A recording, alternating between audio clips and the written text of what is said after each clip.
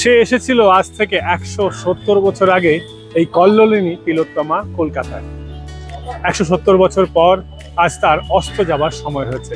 সরকার সিদ্ধান্ত নিয়েছে ট্রাম চলবে শুধু একটি লাইনে জয়রাইড হিসেবে, আর বাদ বাকি যতগুলি লাইনে এখন অব্দি চলছে ধিকি ধিকি করে সমস্ত রুট বন্ধ হয়ে যাবে। আসুন আজ শেষবারের মতো ট্রামে চড়ার অভিজ্ঞতা নিই।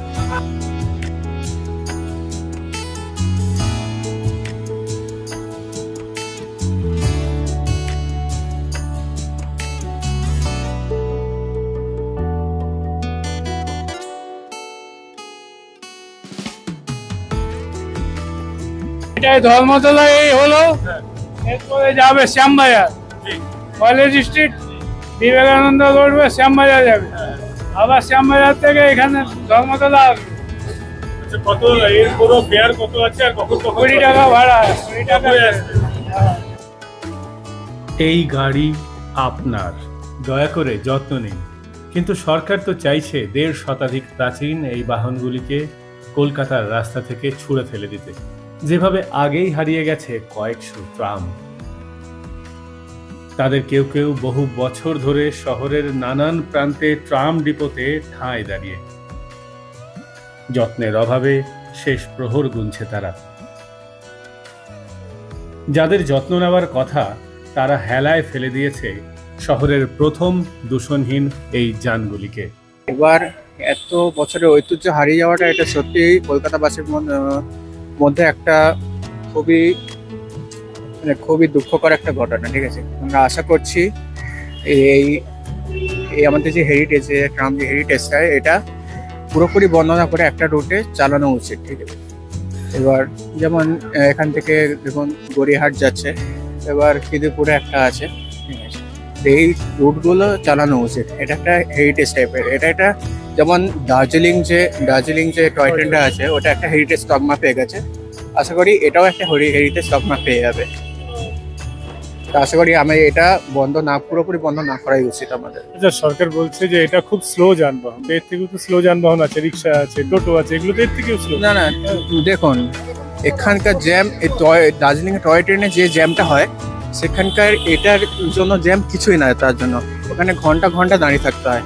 এখানে শুধু ট্রামটা পাস করে দেবে, এখানে তার থেকে বেশি সিগন্যালের জ্যাম বেশি হয়। ঠিক আছে, ট্রাম তো আর ঘন ঘন চলছে না, একটা নির্দিষ্ট টাইমে চলছে।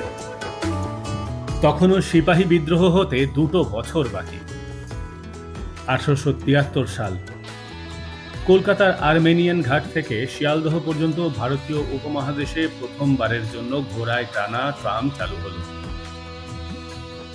এই যাত্রার দৈর্ঘ্য পথ ছিল প্রায় 4 কিলোমিটার। পরে স্টিম ইঞ্জিন এবং সবশেষে 1902 সালে বৈদ্যুতিক ট্রাম পরিষেবা শুরু হয়। আজও ট্রামে বসে চোখ বন্ধ করলে কলকাতা শহরের লাল বাড়িগুলোকে দেখলে মনে হয় যেন নস্টালজিয়ায় ফিরে যায়। মনে হয় যেন আজও গোরা সাহেবরা পাশ দিয়ে হেঁটে যাচ্ছে, আর দূর থেকে চলে আসছে প্রতিবাদী বন্দে মাতরম স্লোগান দিতে দিতে এক দল বিপ্লবী। কফি হাউসে আড্ডা দিচ্ছে স্বাধীনতা সংগ্রামীরা। ট্রামের সঙ্গে অনেক সুখকর স্মৃতি থাকলেও আছে কিছু দুঃখের ঘটনাও।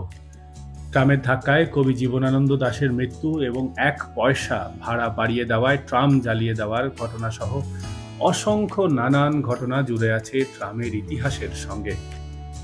কিন্তু তাই বলে ট্রাম বন্ধ হয়ে যাক তা কিন্তু চায় না বাঙালি। মানে আজকে আমার জন্মদিন, তাই জন্য আমি আমার একটা বন্ধু হয়, বেস্ট ফ্রেন্ড, ও আর আমি ঠিক করলাম যে চলো তাহলে ঘুরে আসি। তাই এখান দিয়ে যখন যাচ্ছিলাম, যতই হোক কলকাতার ঐতিহ্য মানেই ট্রাম, তাই জন্য ট্রামের সাথে একটা ছবি তুলে নিলাম। কিন্তু ট্রাম চললে যেটা প্রথমত তো পলিউশনের দিকটাও একদিক থেকে কম হয়। যদি ট্রামের সংখ্যা বাড়ানো যায়, এই গাড়িগুলো রেস্ট্রিক্ট করে, সেদিক থেকে একটা ভালো দিক হতে পারে। তাছাড়া ট্রামের ভাড়া অনেক যানবাহনের থেকে কম, সাধারণ মানুষের নিত্য পরিবহনের জন্য ট্রামটা একটা ভালো উপায় হতে পারে।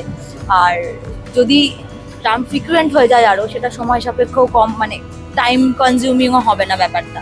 তো সেদিক থেকে বন্ধ না করে আরও কি উপায় আলাদা করে সেপারেট ভাবে এটা করা যেত তাহলে বেটার হতো।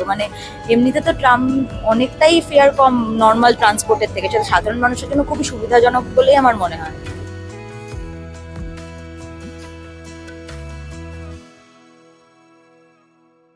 ট্রামে উঠেছো এর আগে? না। এটা প্রথমবার? হ্যাঁ। কেমন লাগছে? ভালো। কি দেখছিলে এদিকে বাইরে? বাইরে গাড়ি দেখছিলাম। ভালো লাগছে? হ্যাঁ। কি নাম, কোথা থেকে আসছে? আফসানা পারভিন, কোথা থেকে? বারাসাত।